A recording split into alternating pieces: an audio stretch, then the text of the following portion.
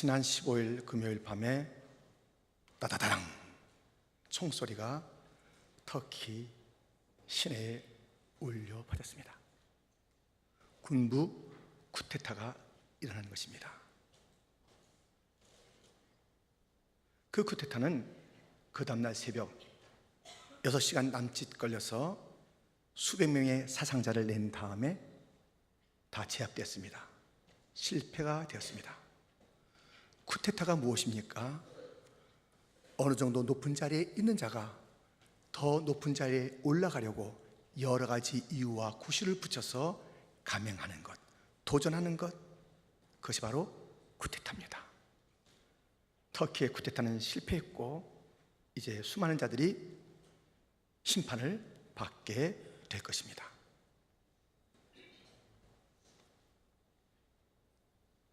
이 쿠데타, 높은 자리에 있는 자가 더 높은 곳을 향해서 나아가는 이 쿠데타, 오늘 본문의 벨사살이 그랬습니다. 그는 이 땅에서 높은 왕이었는데 더 높으신 하나님의 자리를 탐하고 자기 마음대로 살았던 그러한 사람입니다. 그가 심판을 받게 됩니다. 여러분, 아무리 이 땅에서 여러분 좀 높은 자리에 있으세요, 더 높으신 하나님을 잊지 마세요.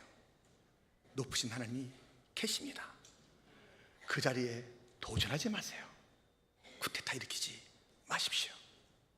오늘 우리가 함께 말씀을 살펴보려고 하는 이 벨사살의 이야기, 그리고 다니엘의 이야기, 이 벨사살이 지금 어떻습니까? 자기의 왕궁에 1000명이 되는 귀인들을 초청해서 술파티하는 거예요.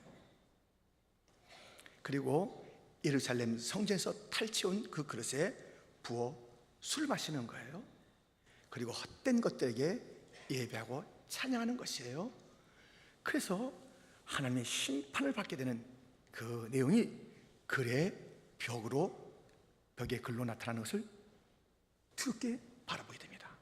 누가 그 글을 읽고 해석할 것인가? 마침내 다니엘이 등장하여서 그 일을 하게 됩니다. 25절부터 보면 기록된 글자는 이것이니 곧 메네 데겔 우바르시니라. 그 글을 해석하건대 메네는 하나님이 이미 왕의 나라의 시대를 세워서 그것을 끝나게 하셨다며, 데겔은 왕을 저울에 달아보니 부족함이 보였다며, 베레스는 왕의 나라가 나뉘어서 메대와 바사 사람에게 준바되었다 함이니이다 하니, 지금 이 이야기를 들려주면서 당신은 다 하나님 앞에 카운트가 됐고요, 하나님의 저울에 달아진 바가 됐고요, 그리고 하나님의 심판을 받아서 당신의 나라는 다 나뉘게 될 것입니다 라는 해석을 듣게 됩니다. 저울이 있다 그랬죠. 우리 저울은 일상생활에 얼마나 우리가 민감한 것이 저울입니까? 우리가 매일 아침에 이렇게 올라가 보고 조금 늘면 슬프게 내려오고, 조금 빠지면 기분 좋아서 내려와서 점심을 또 많이 잡숴. 그래가지고 되겠다 그대로 돼. 이 굉장히 민감하고요, 몇 파운드 올려놨나, 또 몇 그램을 잘 줬나, 이런 것들을 따지는 우리 인생들인데요, 하나님도 민감하게 저를 다시는 거예요. 사무엘상 2장 3절 하반절에 이런 말씀이 있는데 한번 읽겠습니다. 여호와는 지식의 하나님이시라, 행동을 달아보시느니라. 저울에 달아보시는 하나님, 무엇을 달아볼까요?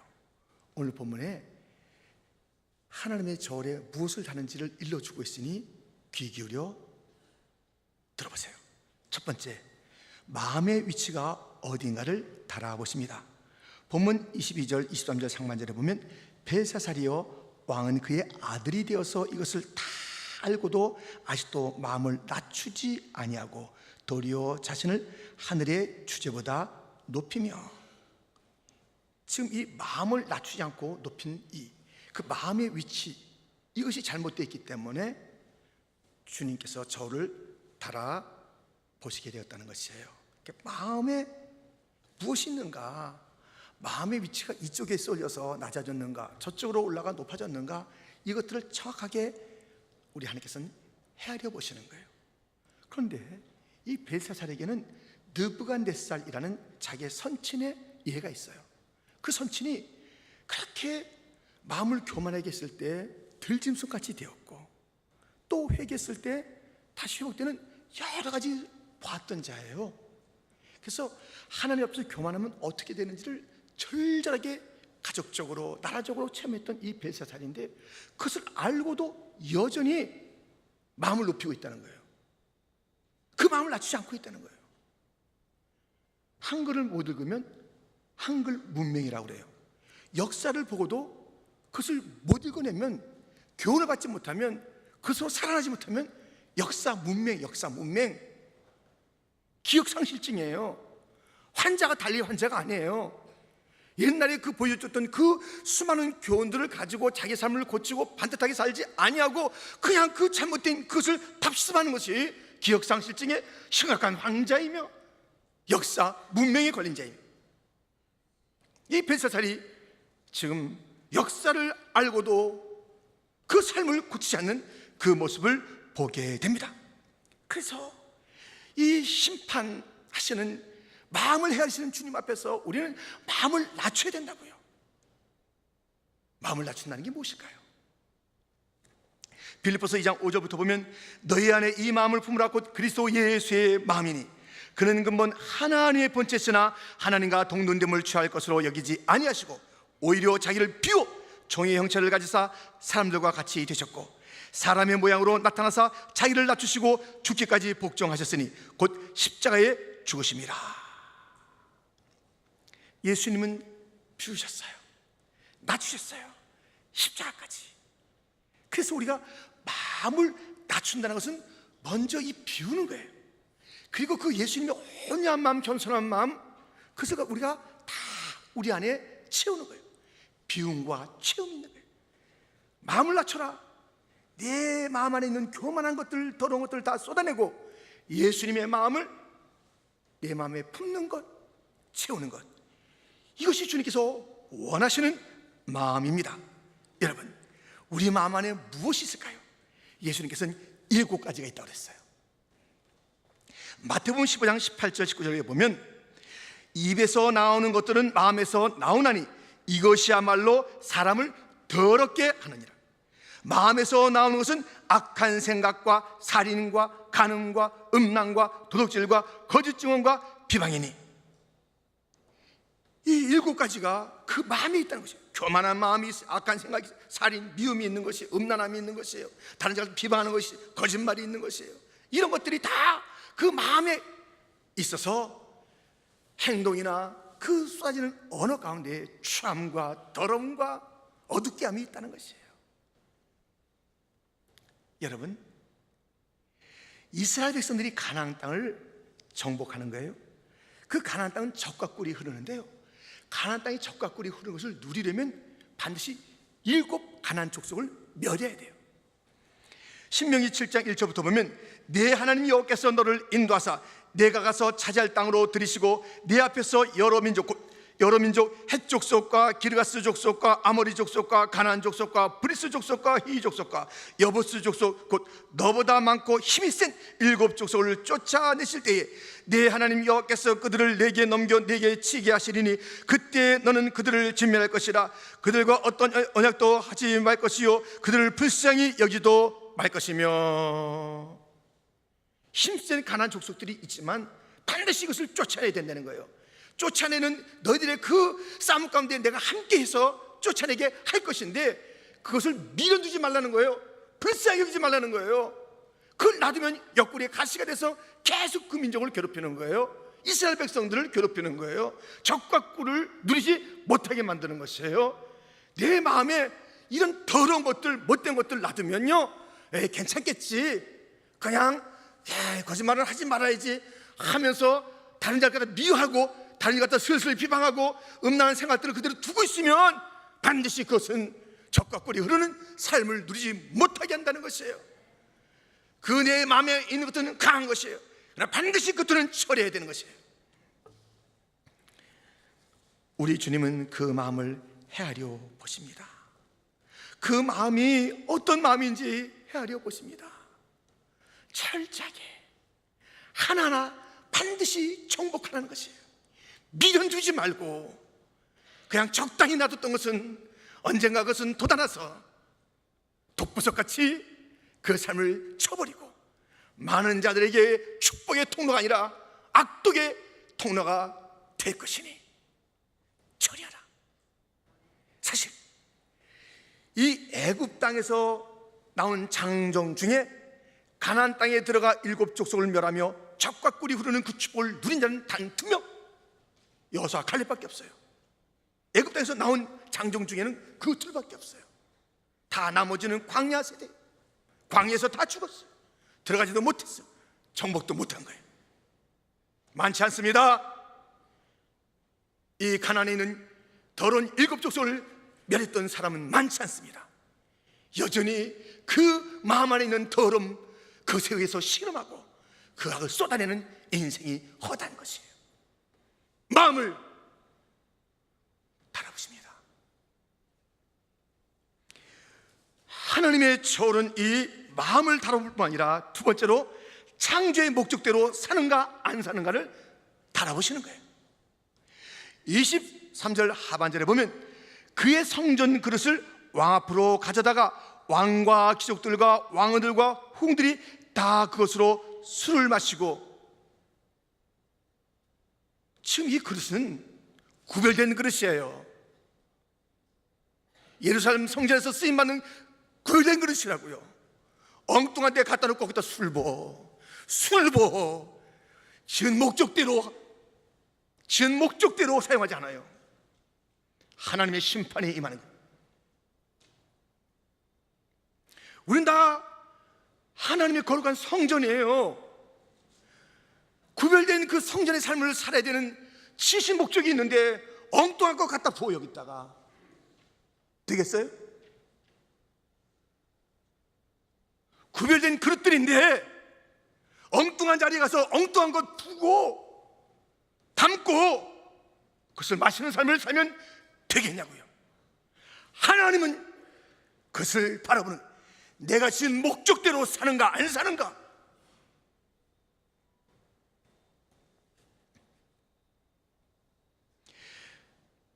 우리를 지신 목적이 무엇입니까? 좀 더 구체적으로 오늘 보면 일러주고 있습니다. 23절 그 하반절에 보면 왕이 또 보지도 듣지도 알지도 못하는 금, 은, 구리, 세과나무, 돌로 만든 신상들을 찬양하고 도리어 왕의 호흡을 주장하시고 왕의 모든 길을 작정하시는 하나님께는 영광을 돌리지 아니한지라. 우리를 지으신 것은, 호흡을 주신 이유는, 생명 주신 이유는 우리 주님께서 작정하신 모든 길을 걸어가면서 하나님께 영광을 돌리라는 것이에요. 우리 모두에겐 다 동일한 호흡을 줬어요. 그 호흡을 주고 각자 길이 있어요. 그 길은 작정한 길이에요. 그 길을 걸어가면서 하나님을 찬양하고 영광 돌리는 게 우리가 할 일이에요. 우리가 잘 먹고 잘 사는 게 우리의 삶의 목적이 아니라고요. 우리가 박수갈채 받는 게 우리의 목적이 아니라고요. 우리가 건강해서 그저 여러 가지 예쁘고 멋있게 사는 게 우리의 목적이 아니라고요. 어떤 길이 우리 앞에 놓여지든지 거기서 주님의 이름을 찬양하고 송축하는 것, 그것이 인생에 지으신 주님의 뜻이라는 것입니다. 내 야망을 버리세요. 내 생각을 버리세요. 주님은 이렇게 말씀해 주십니다. 전도서 3장 1절부터 보면 범사에 기한이 있고 천하 만사가 다 때가 있나니 날 때가 있고 죽을 때가 있으며 심을 때가 있고 심은 것을 뽑을 때가 있으며 죽일 때가 있고 치료할 때가 있으며 헐 때가 있고 세울 때가 있으며 울 때가 있고 웃을 때가 있으며 슬퍼할 때가 있고 춤출 때가 있으며 돌을 던져버릴 때가 있고 돌을 거둘 때가 있으며 안을 때가 있고 안는 일을 멀리할 때가 있으며 찾을 때가 있고 잃을 때가 있으며 지킬 때가 있고 버릴 때가 있으며 찢을 때가 있고 꿰맬 때가 있으며 잠잠할 때가 있고 말할 때가 있으며 사랑할 때가 있고 미워할 때가 있으며 전쟁할 때가 있고 평할 때가 있느니라. 일하는 자가 그의 수고로 말미암아 무슨 이익이 있으랴. 하나님이 인생들에게 노고를 주사 애쓰게 하신 것을 내가 보았노라. 11절 같이 읽겠습니다. 하나님이 모든 것을 지으시되 때를 따라 아름답게 하셨고 또 사람들에게는 영혼을 사모하는 마음을 주셨느니라. 아멘. 여러분, 모든 일들이 우리 인생에는요, 그냥 태어나고 죽고 아프고 낫고 앉고 서고 버리고 품고, 이 모든 것이 다 섞여서 오요. 근데 이럴 때는 감사하지만 이럴 때는 의심과 당혹스러움과 불평이 섞여 있고, 이게 아니라는 것이에요. 우리는 그냥 최선의 삶을 살아가지만 주님께서 우리에게 작정한 길이 있어요. 어떨 때 아프게 하신다니까요. 우리가 뭐 일부러 아프게 하고 일부러 사고 나게 하겠어요? 열심히 우리 몸도 돌보고 조심조심 다지만 사고 날 때가 있다니까요. 그게 다 주님의 때라는 거예요. 그 어려움을 통해서 이루실 하나님의 목적이기 때문에, 그 자체가 아름답기 때문에, 주님, 이 고난도 주님이 아름다운 시간이라고 말씀하시니 지금은 당장 이해가 안 되지만 먼저 제가 고백합니다. 할렐루야, 감사합니다, 찬양합니다. 먼저 찬양해서, 먼저 어떤 일이 있든지. 잘 된다고 해서 그것이 어이구 내가 이거 잘하니, 그게 아니라니까요. 하나님께서 하셨습니다. 하나님께 영광을 돌려야 되는 것이에요. 이것이 인생을 지은 그 목적이에요. 더 보시겠습니까? 고린도전서 10장 31절을 우리 한번 같이 읽겠습니다. 그런즉 너희가 먹든지 마시든지 무엇을 하든지 다 하나님의 영광을 위하여 하라. 아멘. 무엇을 마실 때도 이게 다 하나님께 영광이 되어야 되는 것이에요. 여러분들, 이 물 하지 않습니까? 우리 인생에 물 없으면 죽어요. 이 물 없으면. 물이 하찮아요? 이게 뭐 하찮은 것 같아서 이것을 갖다가 뭐 먹을 때마다 우리는 아무 생각 없이 먹습니까? 이 물이 존재함도 감사요. 이것을 먹을 수 있음도 감사요. 예. 이거 안 넘어가는 사람도 있다니까요. 이것이 넘어가서 더 이게 그냥 목에 또 새로운 힘을 주고 더 열정을 주는 그런 역할을 한단 말이죠. 그러니까 이 물 하나도 이게 감사가 깃들어야 돼요. 감사가. 무엇을 하든지 하나님께 영광이 되는 것이 우리의 할 일이니까요. 우리에게 초점 맞추지 마시고 하나님께 초점 맞추세요. 내 알량한 꿈과 야망이 내 인생을 갖다가 끌고 가게 하지 말고 하나님의 영광이 빛나는 삶을 살게 하여 주옵소서. 내가 지은 목적대로 사느냐, 거룩한 그릇이다, 무엇을 담고 다니느냐, 어디에 있느냐, 네 걸음이 어떨 때는 힘들 것이다, 어떨 때는 평강할 것이다. 모든 날마다 나는 너의 입을 통해서 찬양받기를 원한다. 이것이 내가 너를 지은 목적이다. 너는 세상의 빛이야. 이것을 통해서 빛을 드러내라. 주님은 말씀하고 있습니다.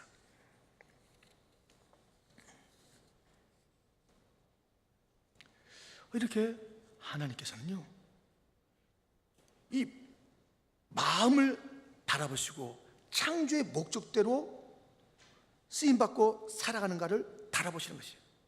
이것이 벨사살 왕에게는 불합격이에요.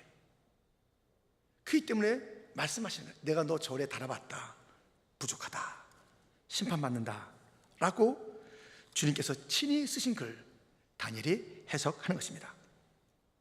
이 절의 벨사살은 턱없이 부족했죠. 그런데 보세요, 이렇게 되었어요. 30절 31절 그날 밤에 갈대 왕 벨사살이 죽임을 당하였고 메대 사람 다리오가 나라를 얻었는데 그때 다리오는 62세였더라. 그날 밤에 죽었어요. 그날 밤에 너 절에 달아보니까 턱없이 부족해. 그렇게 말이 있었던 그날 밤에 즉각적인 심판을 받게 되었습니다. 어떻게 이렇게 즉각적인 심판을 받게 되었을까요? 우리는 성경을 통해서 그 이유를 찾아볼 수 있습니다. 29절에 보면 이에 벨사살이 명하여 그들이 다니엘에게 자주색 옷을 입히게 하며 금사슬을 그의 목에 걸어주고 그를 위하여 조서를 내려 날의 셋째 통치자로 삼으니라. 이 벽에 쓴 글자를 읽고 해석하면 이런 것을 준다고 그랬어요. 근데 다니엘은 그것은 나 필요 없다. 당신이 가지든지 딴 사람 주든지 나는 그것 때문이 아니라 나는 나의 길, 이것을 읽고 해석하는 길을 가겠다. My way. 자기 삶의 길을 가는 거예요. 그것 때문에 흔들리지 않나? 그건 아무 상관없다. 그런데요, 이걸 해석해 줬는데 무슨 얘기냐면요, 당신 지금 부족하다, 다 헤아려 봤다, 이제 심판이 임할 것이고 나라가 찢어질 것이다. 그러면 뭘부터 해야 되겠어요?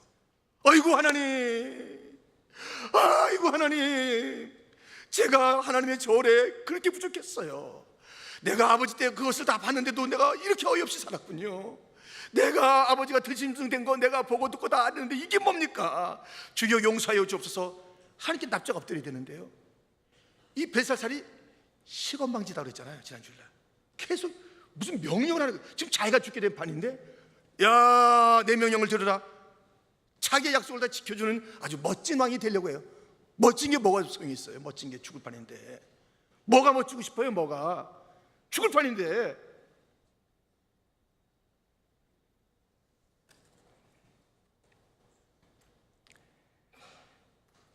이 말씀을 들어보세요. 오늘 우리 경찬팀이 여러 차례 찬송했던 그 내용이죠. 신명기 32장 29절, 만일 그들이 지혜가 있어 이것을 깨달았으면 자기들의 종말을 분별하였으리라. 이 종말을, 종말을, 지혜로운 자는 자기의 종말에 대해서 가장 큰 관심을 갖는 거예요. 이게 다 우리 인생이 가는 거예요. 한 주간도 이제 그 종말에 해서 가는 거잖아요. 지난 주간에도 우리 교회 장례식이 있었잖아요. 이게 종말에 향해서, 그 종말에 대한 생각을 하고 사는 자가 지혜롭지, 종말이 없는 것처럼 그냥 천연덕스럽게 살아가는 뻔뻔한 사람들이 얼마나 많은지 몰라요. 그 미련한 자예요. 미련천이에요. 여러분, 이 그림 한번 보시겠습니까? 이거 보면요, 자, 이제 저 벌레는요 랄랄룰라예요. 저 조그만 벌레가 있잖아요. 뭘 모르냐면 개구리가 그걸 먹으려고 하는 걸 모르는 거예요. 개구리가 뒤에서 싹 잡아먹는 걸 모르고 있어요. 이 벌레를 내가 잡아먹는다. 근데 개구리가 모르는 게 하나 있어요. 뒤에 뱀이 있는 거예요. 이 개구리 내가 잡아먹어야지. 이 뱀이 모르고 있는 게 있어요. 독수리가 이걸 잡아먹으려는 거예요. 이 독수리가 모르는 게 있어요. 사냥꾼이 딱 총을 쏘는 것을 모르고 있어요. 이 사냥꾼이 모르는 게 있어요. 하나님의 종말을 모르고 하나님의 심판을 모르고 있는 거예요. 어리석은 인생들, 이렇게 살지 맙시다. 아멘. 그냥 그 앞만 보고, 요거만 보고 있어. 요거 눈앞에 요게 전문지 알아요. 요게 내 먹이다. 요것을 먹으면 난 행복하다. 뒤를 좀 봐봐요. 뒤 위를 좀 보라고. 위를. 종말이 기다리고 있다. 이 종말이 기다리고 있는데 그냥 이것만 어리석은 인생들입니다. 지금 이 벨사살은 그 심판에 대한 이야기를 듣고 절에 턱없이 보자던 그 얘기를 들으면 먼저 할 일 있잖아요. 그래요, 자기가 약속했으니까 폼나게 다니엘에게 이제 금사슬을 줘라. 아주 폼나는 일 나중에 하자고요. 먼저 할 일은 자기의 주제를 깨닫고, 자기의 가련함을 깨닫고, 자기의 비참함을 깨닫고, 자기의 이 종말에 대한 이야기를 깨달으면서 먼저 무릎을 꿇어야 되는 것 아니겠어요? 이래서 그날 밤에 죽어지는, 그날 밤에 순서를 갖다가 맞추지 못하는 순서를.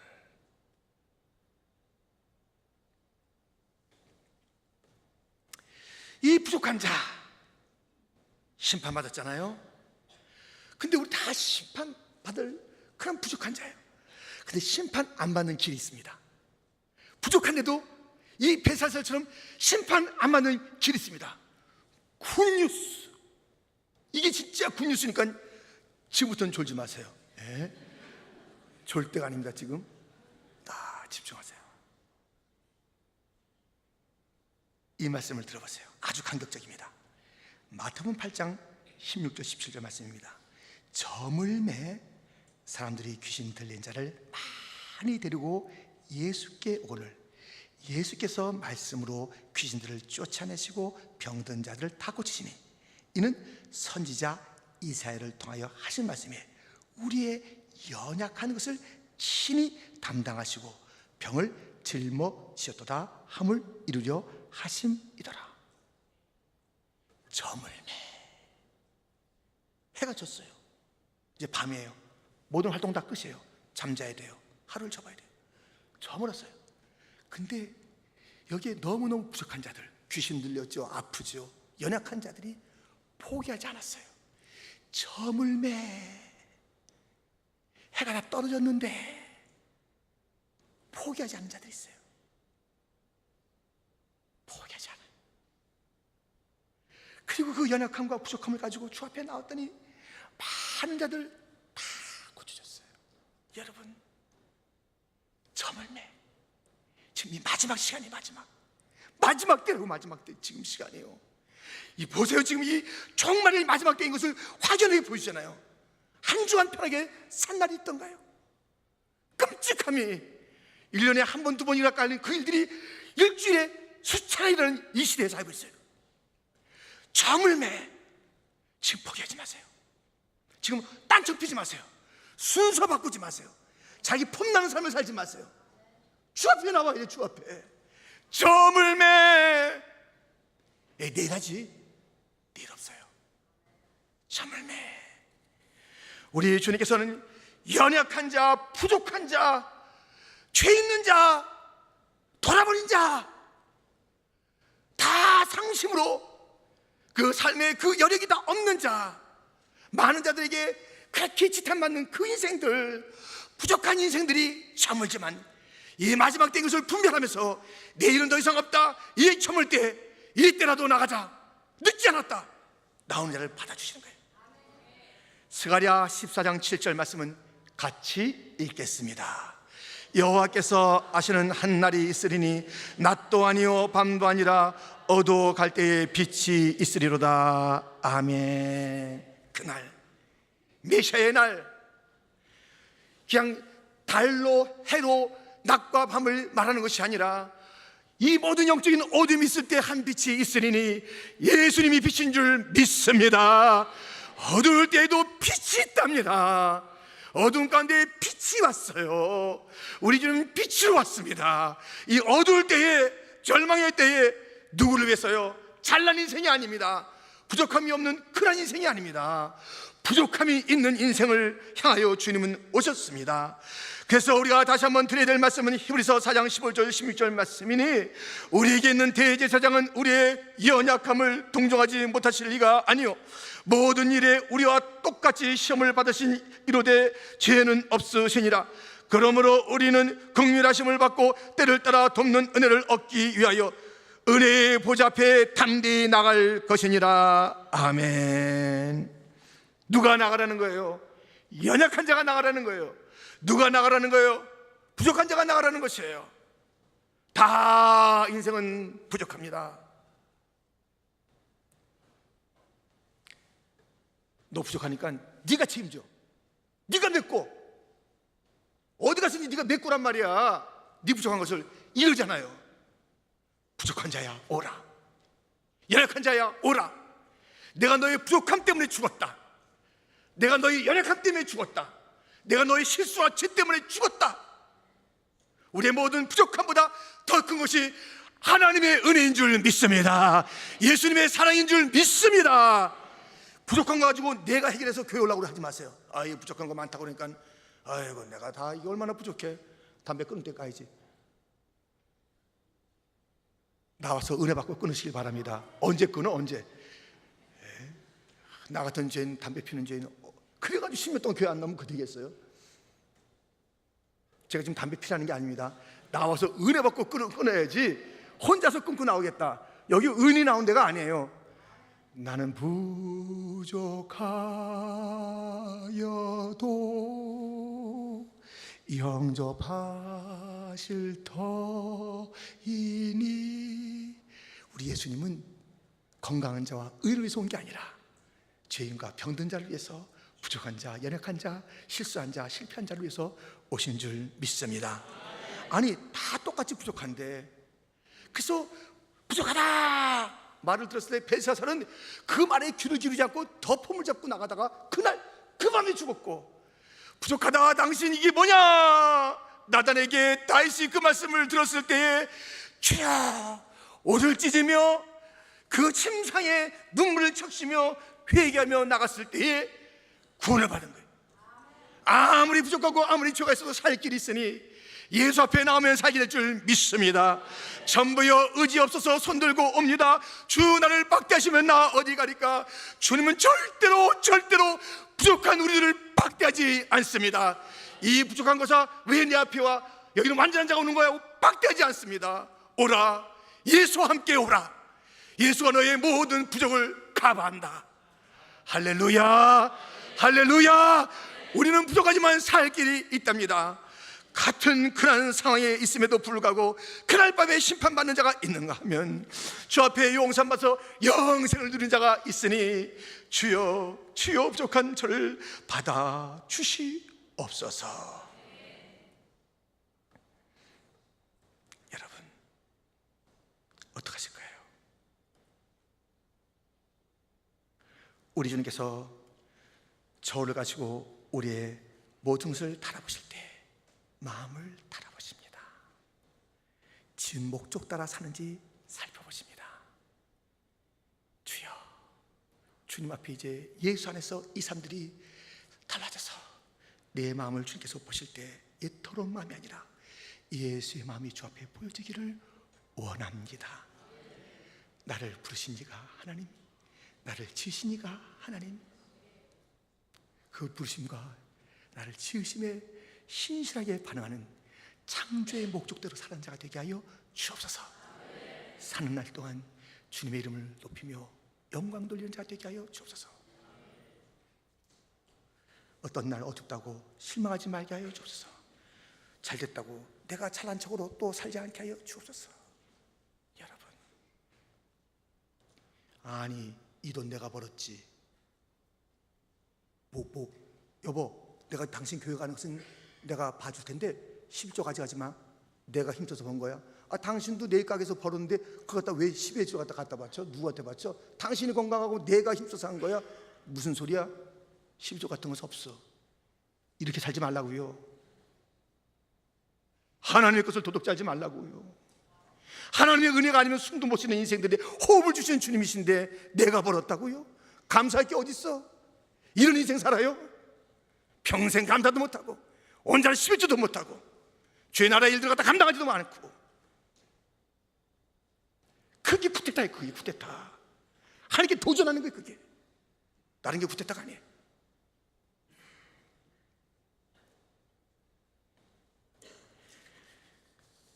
주님의 뜻대로 살고 주님의 마음을 가지고 살아가면서 또 실수하고 또 넘어지면 예수가 계시니 예수 앞에 나가서 다시 일으킴 받고 저 천성까지 갑시다.